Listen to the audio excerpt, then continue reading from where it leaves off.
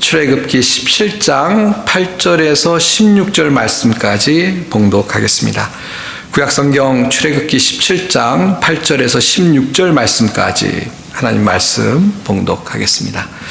그때 아멜렉이 와서 이스라엘과 르비딤에서 싸우니라. 모세가 여호수아에게 이르되 우리를 위하여 사람들을 택하여 나가서 아멜렉과 싸우라. 내일 내가 하나님의 지팡이를 손에 잡고 산 꼭대기에 서리라. 여호수아가 모세의 말대로 행하여 아멜렉과 싸우고 모세와 아론과 훌은 산 꼭대기에 올라가서 모세가 손을 들면 이스라엘이 이기고 손을 내리면 아말렉이 이기더니 모세의 팔이 피곤함에 그들이 돌을 가져다가 모세 아래에 놓아 그가 그 위에 앉게 하고 아론과 훌이 한 사람은 이쪽에서 한 사람은 저쪽에서 모세의 손을 붙들어 올렸더니 그 손이 해가 지도록 내려오지 아니한지라. 여호수아가 칼날로 아말렉과 그 백성을 쳐서 무찌르니라. 여호와께서 모세에게 이르시되 이것을 책에 기록하여 기념하게 하고 여호수아의 귀에 외워 들리라. 내가 아말렉을 없이하여 천하에서 기억도 못하게 하리라. 모세가 제단을 쌓고 그 이름을 여호와 니시라 하고 이르되 여호와께서 맹세하시기를 여호와가 아말렉과 더불어 대대로 싸우리라 하셨다 하였더라. 아멘. 오늘 말씀은 우리가 출애굽기 말씀을 계속 보고 있는데요. 오늘 본문의 말씀을 통해서 또 우리가 하나님의 교훈을 함께 살펴보고자 합니다. 지난 그 5월 첫 주 휴가 때 일입니다.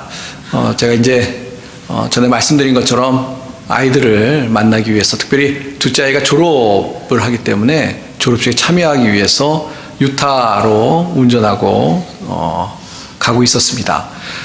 이제 날씨가 참 좋더라고요. 날씨가 참 좋고 지난번 제가 작년에 휴가 때는 아이들한테 갈 때 좀 부담이 있었습니다. 왜냐하면 일을 좀 처리할 게 있어서 특별히 그 이제 큰 아이 차를 좀 사줘야 되는데 이제 그것 때문에 시간을 이제 써야 되고 그때 한참 이 차를 사는 게 차들이 이제 물건이 없어서요 어렵다는 이야기를 들어서 좀 마음에 부담을 안고 갔었습니다. 근데 이번에는 그렇게 해야 될 일이 없더라고요. 가서 그냥 아이들하고 시간을 가지면 되겠다라는 생각으로 즐겁게 운전을 하면서 유타로 가고 있었습니다.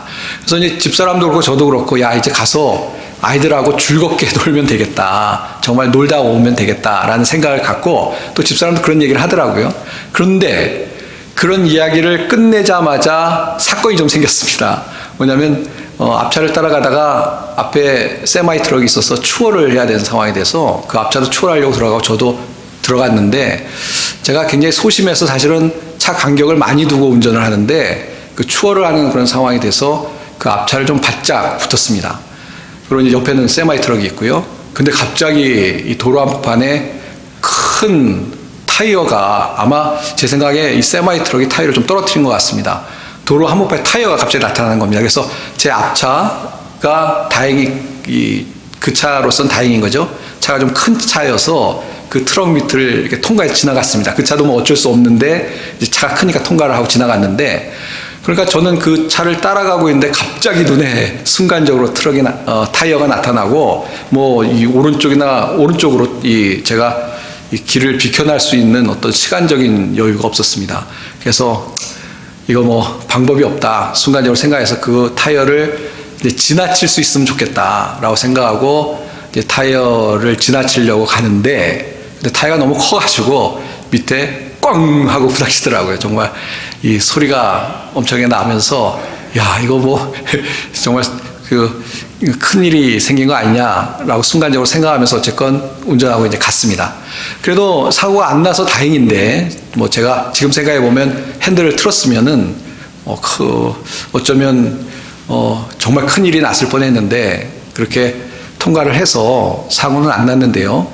근데 이 가슴이 덜컹하고 그 다음부터는 이제 이 밑에 뭐가 잘못된 거 아닌가라는 생각이 들어서 갈 때까지 마음이 편하지는 않았습니다. 다행히 뭐 큰 문제는 없는 것 같고요. 뭐 찌그러졌는지 어떤지 모르겠습니다만 이렇게 운전을 할 수 있게 되었습니다.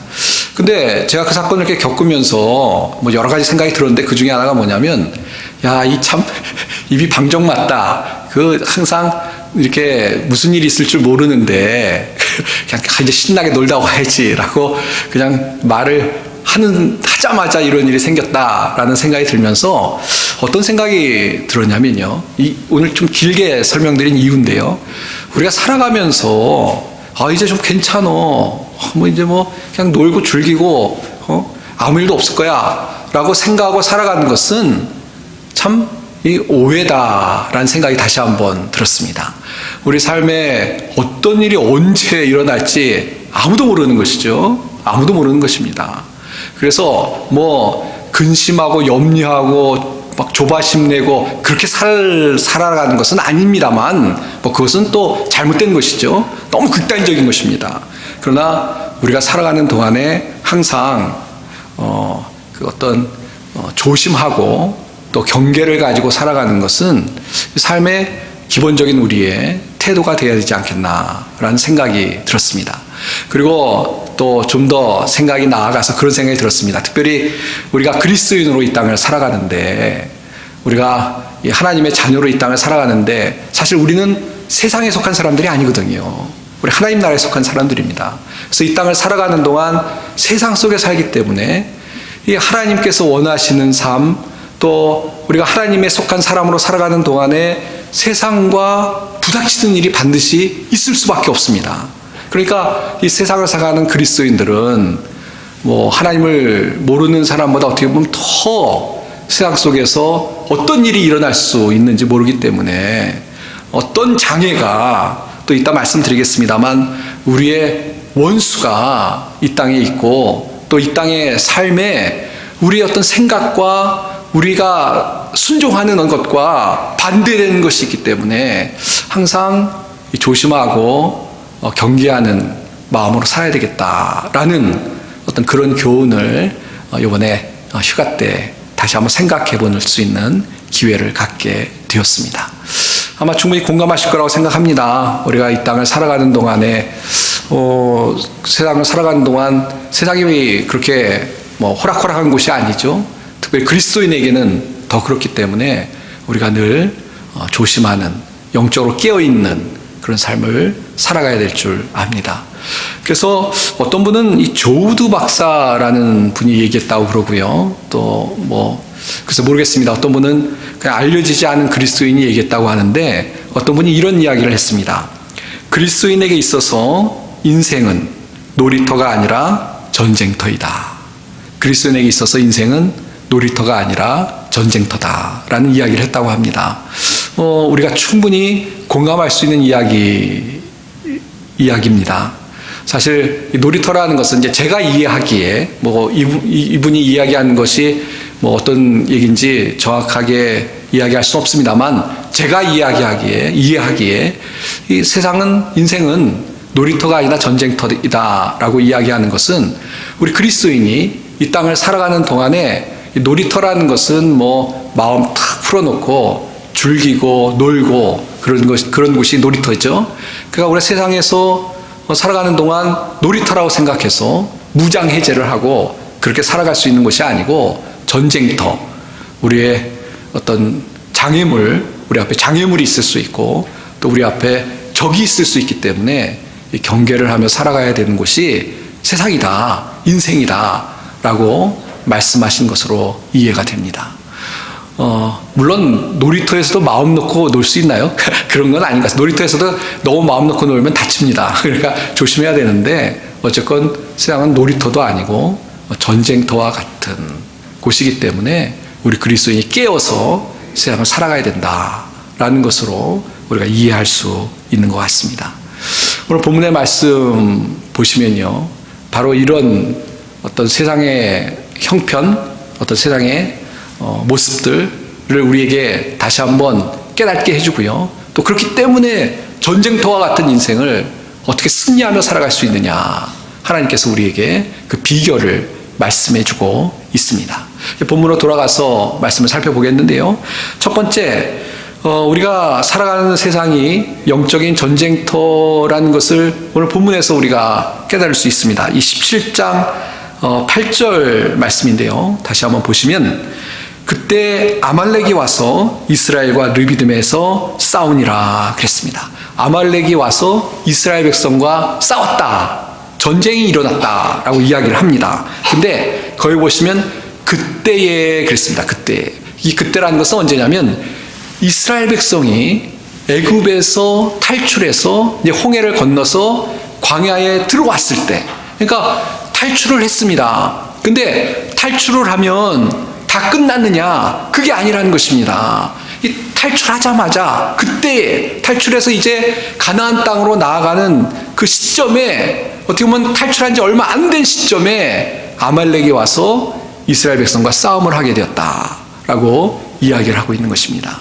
지난주에 말씀을 드려서 길게 다시 설명하지는 않겠습니다만, 이 출애굽 사건이 이스라엘 백성의 그 모습을 통해서 우리의 구원의 모습을 상징적으로 설명하고 있다라는 말씀을 드렸습니다. 그러니까 이게 이렇게 이해할 수 있는 것이죠. 우리가 하나님의 은혜로 예수 그리스도를 믿고 구원을 얻었습니다. 그럼 그거 다 끝난 것이냐? 그렇지 않다는 것을 다시 한번 우리에게 보여줍니다. 예수님을 믿고 감격하고 구원을 얻고, 그리고 이제 교회 나와서 신앙생활을 하는데요, 그러고 나서는 막 뭐 아무 문제가 없냐? 그게 아니고, 어떻게 보면 그렇게 예수님을 믿고 신앙생활을 하기 때문에 오히려 아말렉과 같은 적이 와서 우리 믿는 사람들을 해코지하려는 그런 일이 있을 수 있다라는 것을 본문의 말씀을 통해서 우리가 깨달을 수가 있다는 것입니다. 이스라엘 백성이 이 애굽에서 나오자마자 그냥 이제 다 된 줄로 알았으면 좀 당황했을 겁니다. 그렇죠? 이제 뭐 노예에서 해방됐으니까 다 됐다. 그러나 그렇지 않죠. 다 된 것이 아니라 오히려 애굽에서 나왔기 때문에 적이 그 광야에서 기다리고 있었고, 그 적을 물리쳐야만 되는 그런 상황이 되었다는 것입니다.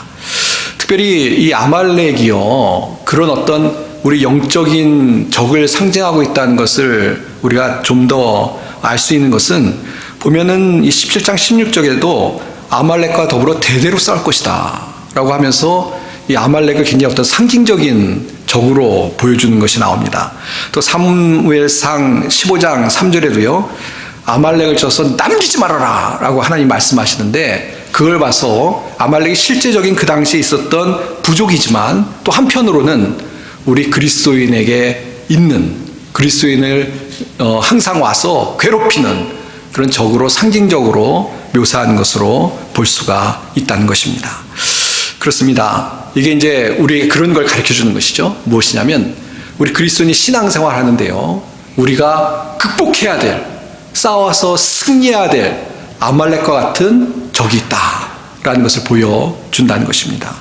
그러면 우리의 적이 누구냐라는 질문이 아마 드실 겁니다. 크게 두 가지를 잠깐 생각해 보면요, 첫 번째는 실제로 사탄이 우리 믿는 사람들을 공격하고 넘어뜨리려고 한다라는 것을 기억하시기를 바랍니다. 이 베드로전서 5장 8절에 보시면요, 근신하라, 깨어라, 너희 대적 마귀가 우는 사자같이 두루 다니며 삼킬 자를 찾나니 그랬습니다.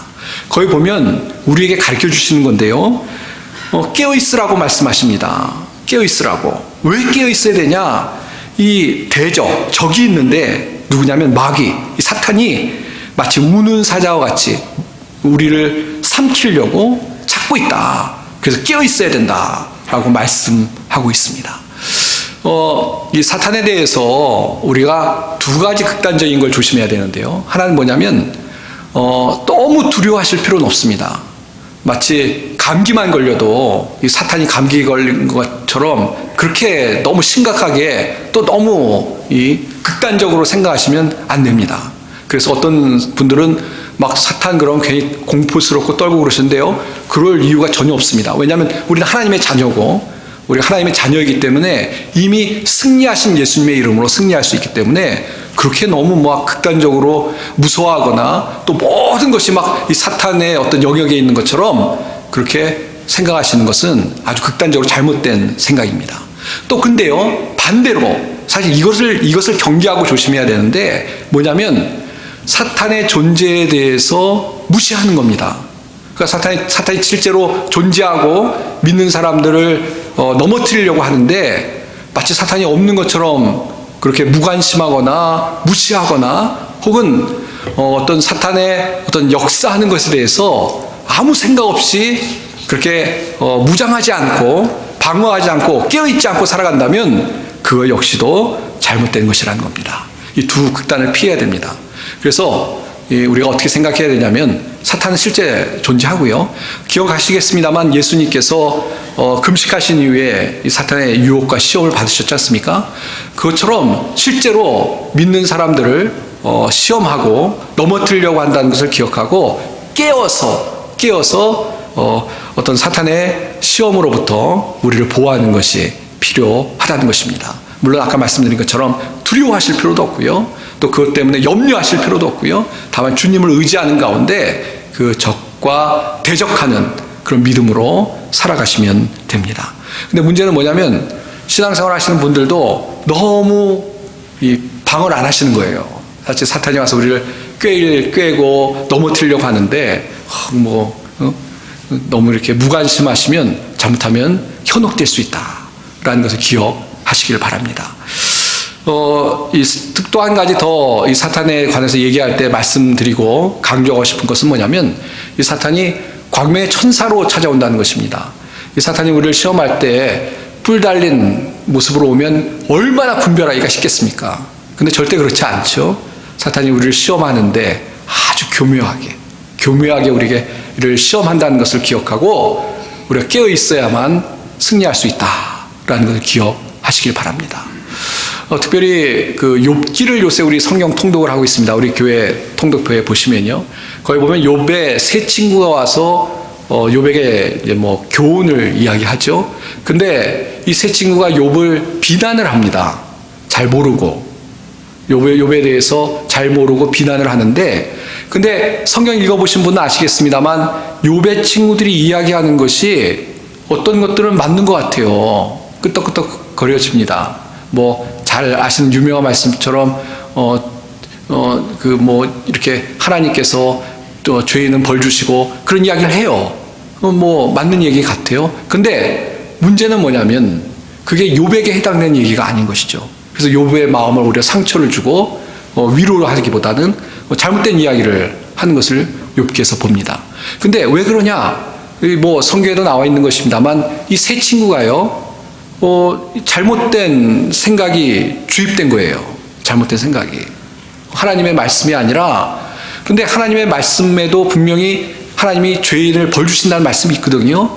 근데 그게 전부가 아닌데 그냥 그 어떤 왜곡되고 또 어떤 일부분인 걸 가지고 친구에게 찾아와서 이야기를 하니까 욥이 오히려 상처받고 있는 모습을 볼 수가 있습니다. 그러니까 사탄이 우리를 시험할 때 그래 교묘하게 한다는 것이죠. 그래서 이 신앙생활 하실 때 잘 분별하셔야 됩니다. 그러니까 그럴듯하거든요. 근데 그럴듯하지만 아닌 것들이 얼마나 많은지 모릅니다. 또 이단도 그렇잖아요. 이단도 다 예수 믿는 것처럼 이야기합니다. 근데 들여다보면 아니거든요. 항상 깨어서 분별하는 것이 우리 가운데 있어야 된다라는 생각을 갖습니다. 자, 이게 첫 번째 우리의 적이라고 볼 수 있고요. 그 다음에 두 번째 우리가 또 우리 신앙생활 하는데 우리를 찾아와서 시비를 거는 문제가 있습니다. 그것은 아까 그거는 외부의 적이라면 이것은 내부의 적이라고 이야기할 수 있습니다. 뭐냐면 바로 우리의 죄악된 본성이 우리의 인생에, 우리 신앙에 걸림돌이 될 수 있고 또 우리와 어떤 시비를 거는 문제가 될 수 있다는 것을 우리가 기억해야 될 줄 압니다. 무슨 이야기냐면 이런 겁니다. 우리가 신앙생활을 하는데요, 때로는 하나님 말씀 때문에 양심이 찔립니다. 그러니까 예수님을 믿고 나니까 이제 양심이 살아나는 것이죠. 이렇게 하면 안 되는데, 이런 말 하면 안 되는데 라고 생각은 하는데, 근데 그만 지는 거예요. 그래서 해서는 안 되는 말을 하고 또 해서는 안 되는 행동을 하는 경우가 믿는 사람 가운데도 있다라는 것입니다. 우리를 돌아보면 그런 일 있지 않습니까? 신앙생활 잘하고 싶고요. 정말 하나님 자녀답게 살고 싶은데 마음은 원이로되 육신이 약해서 우리가 그렇게 살지 못하는 경우가 있습니다. 그게 어떻게 보면 우리의 장애물이고 신앙의 장애물이고 적이라는 것을 우리가 기억하고 그것에 대해서 경계하고 살아가야 된다라는 것입니다. 그래서 로마서 7장 23절 24절에 보시면요, 내 지체 속에서 한 다른 법이 내 마음의 법과 싸워 내 지체 속에 있는 죄의 법으로 나를 사로잡는 것을 보는도다. 오라, 나는 공고한 사람이로다. 이 사망의 몸에서 누가 나를 건져내랴. 탄식하는 소리죠. 누가 이 사망의 몸에서 나를 건져내랴. 누가 이야기한 것입니까? 사도 바울이 이야기한 것입니다. 근데 사도 바울이 언제 이야기한 것이냐면 이미 예수님을 만나고 그러고 나서 이제 예수님을 따르는 사람이 됐는데 이런 고백을 하고 있다는 것입니다. 그러니까 사도 바울도 예수님을 알고 또 예수님의 말씀대로 살려고 했지만 난 공고한 사람이다. 내 속에 자꾸 죄의 법이 올바른 길로 가려고 하는 나를 막고 있구나 라고 탄식했던 것을 우리가 알 수가 있다는 것입니다. 그러니까 사도 바울이 이랬으니 우리는 더 말할 필요가 없는 것 같습니다. 우리가 살아가는 동안 아까도 말씀드렸습니다만 사랑하고 순종하고 절제하고 인내하고 친절하고 그렇게 살고 싶은데 근데 우리 마음속에 그걸 막는 것들이 있죠. 우리의 욕심이, 우리의 탐욕이, 우리의 이기심이 자꾸 발목을 잡습니다.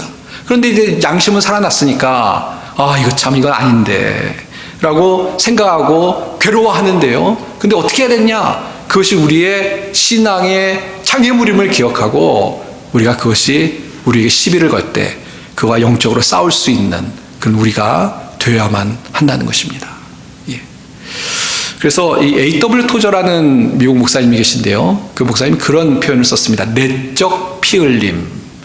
속에 우리 겉이 아니라 속에서 피를 흘리는 이야기를 하고 계신데 무슨 얘기냐면 우리의 그 죄악된 본성이 우리가 신부는 의인이 되었지만 아직 죄악된 본성이 우리를 시험할 때 치열하게 진짜 싸우는 것처럼 피를 흘리는 그런 어떤 영적인 싸움이 있어야 된다라는 것입니다.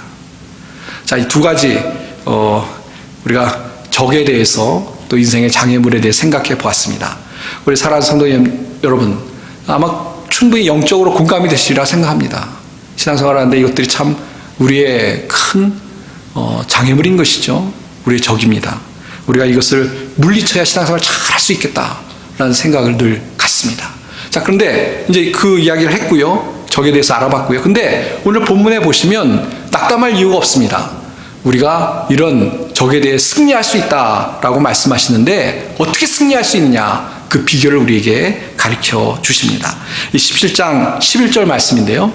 모세가 손을 들면 이스라엘이 이기고 손을 내리면 아말렉이 이기더니 그랬습니다. 참 이상하죠? 지금 밑에 여호수아가 특별히 군대를 이끌고 나가서 아말렉과 싸우고 있습니다. 근데 싸움의 어떤 승패가 어디에 달렸냐면 이 진짜 나가서 싸우는 여호수아와 군인들에게 달려있지 않고 모세가 손을 들면 이기고 손을 내리면 아말렉이 이겼다라고 이야기를 하고 있습니다. 처음에 말씀드렸습니다만 이 오늘 내용이 어떤 영적인 것을 상징한다는 것이 여기에도 있는 것이죠. 우리가 신앙생활할 때 우리가 해야 될 것을 해야 되죠. 그러나 더 중요한 게 있는데 그건 뭐냐면 우리의 신앙생활의 승리 여부가 어디에 달렸느냐? 바로 하나님께 달렸다라는 것을 우리에게 가르쳐주고 있는 것입니다. 이 손을 들었다는 것은 하나님을 향해서 어떻게 보면 하나님 의지합니다. 항복합니다. 하나님 의지합니다. 라고 하면서 하나님께 기도하는 그런 모습을 우리에게 보여주고 있는 것입니다. 이 성경에도 보시면 예를 들어서 시편 28편 2절에 보시면 내가 주의 지성소를 향하여 나의 손을 들고 주께 부르짖을 때 나의 간구하는 소리를 들으소서라고 기도하는 것이 있습니다. 그러니까 성소에서 손을 들고 기도했다라는 것이죠. 그러니까 하나님 앞에 정말 전적으로 맡기고 의지하고 기도하는 모습을 보여주고 있는 것입니다. 다른 말로 하면 모세가요 지금 아말렉과 싸우는데 하나님을 향해서 하나님 도와주십시오. 하나님 의지합니다. 라고 기도했을 때 하나님의 능력으로 이스라엘 백성이 이길 수 있었다는 것입니다. 마찬가지입니다. 우리가 이제 신앙생활을 하는데요. 우리 삶 전체에서 정말 하나님의 뜻을 이루고 어떻게 하면 하나님을 기쁘시게 하고 살아갈 수 있느냐? 그 승리의 비결이 무엇이냐? 우리가 하나님을 의지하고 하나님께 도움을 구하고 주님을 따라갈 때 믿음으로 승리할 수 있는 줄로 믿습니다. 우리가 해야 될 건 해야 되죠. 그러나 다 아실 거예요. 인생을 살아가면서, 특별히 신앙생활을 하면서 나의 노력만으로 충분하지 않다라는 것이 인생의 모습입니다. 특별히 영적으로 살아가는 데는 더 그렇습니다. 세상에 돈 버는 거는 좀 재주가, 그것도 하나님이 하셔야 사실 복을 열어주셔야 되는 건데, 제가 말을 잠깐, 다 하나님의 손에 있습니다.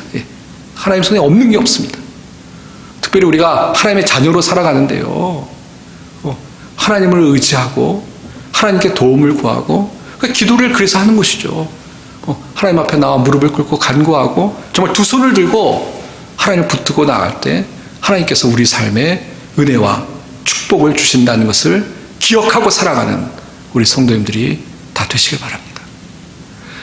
모세가 손을 들 때 이겼다고 하고요, 손을 내렸을 때 이스라엘 백성이 졌다고 합니다. 우리가 깨어서 항상 기도할 필요가 있다는 것을 우리에게 보여주는 것입니다. 언제 무슨 일이 있을지 모르잖아요. 언제 우리의 이 죄악된 본성이 튀어나올지 모르고, 또 언제 어떤 뜻하지 않은 일들이 우리의 신앙을 방해하고 우리 살아가는 삶에 어려움을 줄지 우리는 알지 못합니다. 그래서 항상 주님을 향해서 손을 들고 주님을 의지하고 나아갈 수 있는 그건 우리의 삶이 되어야 될 줄 믿습니다.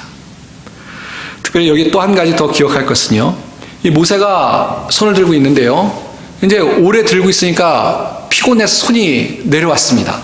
아마 글쎄 우리 여기 계신 분들은 다 모범생이어서 어쩌실지 모르겠습니다만, 학교 다닐 때 아마 벌 좀 서보신 분들은 알 겁니다. 손 들고 있어라 그러면, 책상 위에 올라가 손 들고 있어라 그러면 이 손 들고 있으면 좀 지나면 엄청나게 힘들죠. 손이 내려옵니다. 그럼 선생님이 와서 그냥 꿀밤을 또 주시죠. 또 손을 올려야 되는데, 모세가 손을 들고 있으니 얼마나 힘들겠습니까? 그때 어떻게 했냐, 이 아론과 훌이 모세의 양편에 서서 모세를 이제 돌을 가져다 그 위에 앉게 하고요, 양편에 서서 한 사람 오른편, 한 사람 왼편에 서서 손을 이렇게 맞잡았다라고 합니다. 그러니까 도움을 준 것이죠. 손이 안 내려오도록.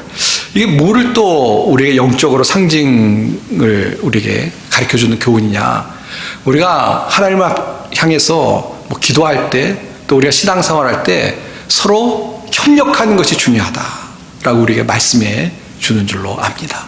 신앙생활할 때요, 혼자 신앙생활하는 거 이거 힘듭니다. 혼자 힘들고요, 우리가 같이 협력하여서 함께 위로하고 격려하고 함께 손을 들고 서로 주님을 의지하고 나아갈 때 하나님께서 오늘 이스라엘에게 복을 주셨던 것처럼 우리 삶에도 하나님께서 은혜를 주실 줄로 믿습니다. 그래서 우리가 기도할 때요, 서로를 위해서 기도해 주는 게 너무너무 중요합니다. 그렇죠? 그리고 이 기도하는데 자기 기도만 너무 하시면 안 돼요. 그래서 너무 자기 기도만 하시면 안 되고, 우리 성도들을 위해서, 다른 사람들을 위해서 기도해 주는 것이 너무너무 중요합니다. 이 에베소서 6장 18절과 19절 보시면요, 모든 기도와 간구를 하되 항상 성령 안에서 기도하고 이를 위하여 깨어 구하기를 항상 힘쓰며, 기도하라는 얘기죠. 그 다음에 중요합니다. 여러 성도를 위하여 구하라. 또 나를 위하여 구할 것은, 이렇게 말씀이 이어지고 있습니다. 기도하는데요, 기도하라고 말씀하십니다. 깨어 기도하라고. 왜냐, 우리가 영적인 지금 전쟁터에 있잖아요.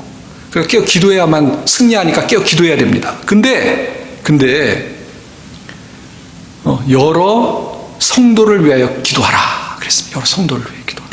특별히 사도 바울이 나를 위해서 기도해달라, 뒤에 읽지 않았습니다만, 복음을 잘 증거할 수 있도록 나를 위해서 기도해달라라고 부탁하고 있는 것을 봅니다. 우리가 이런 모습이 중요하다는 것을 깨달아야 되는 것인데요, 서로 기도하는 것이 중요합니다. 기도의 손을 함께 붙잡고 기도할 때 하나님께서 이 모세와 이스라엘 백성에게 주셨던 승리의 역사를 우리 아이다와 한인 장로교회에도 주실 줄 믿습니다. 우리 주변에 건강 때문에 힘들어하는 성도님들 기억하고 기도해 주셨으면 좋겠습니다. 우리에게 연로하신 어르신들 많은데 하나님께서 건강한 모습으로 신앙생활할 수 있도록 기도해 주시길 바랍니다. 예. 다른 게 아니라 건강하지 않으면 어떻게 보면 교회도 나오기 참 힘들고 신앙생활하기 힘드니까요. 하나님께 은혜 달라고 함께 기도하기를 원합니다. 또 우리 아이다와 한인 장로교회 하나님께서 은혜와 역사를 베풀어 달라고 함께 기도하기를 원합니다. 이렇게 우리가 손을 함께 들고 기도할 때 하나님께서 우리 가운데 역사하실 줄 믿습니다. 이제 말씀을 맺도록 하겠습니다. 저에게 홈페이지가 있습니다. 혹시 들어가 보셨는지 모르겠는데요. 작년에 이제 홈페이지를 만들어서 벌써 1년이 돼 가는데요. 근데 얼마 전에 제가 홈페이지에 들어가서 이제 저 영상을 거기다 이제 연결해서 올리려고 했는데 갑자기 홈페이지에 들어갈 수가 없었습니다. 저희 홈페이지가 없어졌어요. 그래서 이게 무슨 일이지? 라고 당황을 했습니다. 그래서 연락을 할까 그러다가 하루 좀 보자 라고 생각을 갖고 그 다음날 다시 홈페이지에 들어갔더니 홈페이지가 되더라고요. 그런데 그 공고가 떴습니다. 그 홈페이지를 관리하는 회사에서 이제 안내문을 올렸는데요. 뭐였냐면 디도스 공격이라고 하는데 뭐 그거에 대해 설명을 제가 드리진 않겠습니다만 공격을 받은 거예요. 그 홈페이지 회사가. 그래가지고 한동안 그 저희 교회 홈페이지뿐만 아니라 그 회사의 모든 홈페이지들이 이제 다운이 되었다. 그러니까 작동이 안 됐다라는 공고문이 올라왔습니다. 그래서 다행인 것은 잘 그걸 방어를 하고 수습을 하고 그리고 이제 그 전문 보안 업체와 함께 앞으로 더 그런 공격에 대해서 방어하려고 준비하고 있다라는 그런 공고문이 떴습니다. 그리고 그걸 보면서 야, 이게 참 남 얘기가 아니다라는 생각이 들었습니다. 우리 교회 홈페이지도 이 인터넷 그런 그 나쁜 사람들의 공격 때문에 뭐 잘못하면 우리 홈페이지가 큰 문제가 생길 수 있구나라는 생각이 이렇게 들었습니다. 그래서 제가 뉴스 보니까 한국에 PC방이라고 있잖아요. 그런 PC방들이 그 디도스 공격을 받아서 이 문을 닫을 정도로 그런 어려움을 겪고 있다라는 뉴스가 나오더라고요. 그러니까 이게 뭐 남 얘기가 아니라 어떻게 보면 우리의 이야기다라는 생각이 들어서 참 세상이 바뀌어서 이런 어려움도 있네라는 생각이 들었습니다. 이런 것이죠. 아까도 말씀드렸습니다. 우리가 그리스도인으로 이 땅을 살아가는데 특별히 우리는 이 영적으로 세상을 보면서 이것이 놀이터가 아니라 전쟁터다라는 것을 다시 한번 확인하는 시간을 가졌습니다. 옆에서는 막 미사일이 떨어지고 총알이 빗받치는데 난 모르겠어 그러고 그냥 뭐 거리를 아무렇지 않게 걷거나 아니면은 내 얼굴만 가리면 되겠지라고 얼굴 가린다고 되는 게 아니지 않습니까? 옆에서 미사일이 떨어지고 막 총알이 날라오는데 저기 공격을 하는데 깨어서 경계를 해야지만 그 전쟁터에서 살아남을 수 있고 승리할 수 있는 거 아니겠습니까? 사랑하는 성도 여러분, 영적인 전쟁터에 살아가는 것이 남의 이야기가 아니라 우리의 삶의 모습이라는 것을 기억하셨으면 좋겠습니다. 안 그러면요, 아무 생각이 없으면요, 그냥 뭐라고 할까요? 그냥 무방비 상태가 돼서 사탄이 하는 대로 놀아날 수도 있고요. 그냥 분별이 없어서 나의 어떤 모습을 통해서 하나님의 영광을 가릴 수도 있는 그런 일이 충분히 우리 가운데 일어날 수 있습니다. 그래서 중요한 것은 뭐냐? 우리가 영적으로 깨어 있어야 되는 줄 믿습니다. 그리고 승리하기 위해서 늘 기도 가운데 깨어서 주님을 의지하고 주님께 도우심을 구하고 주님께서 우리를 인도해달라고 간구하면서 믿음으로 나아가는 그런 우리가 되어야 될 줄 믿습니다. 주님께서 우리를 위해서 그러면 싸우실 것입니다. 오늘 말씀에도 있지만 주님께서 대대로 싸우리라. 그게 주님의 약속이십니다. 우리를 그냥 내버려 두시는 것이 아니고 우리가 주님을 의지할 때 우리를 도우시고 인도하실 줄 믿습니다.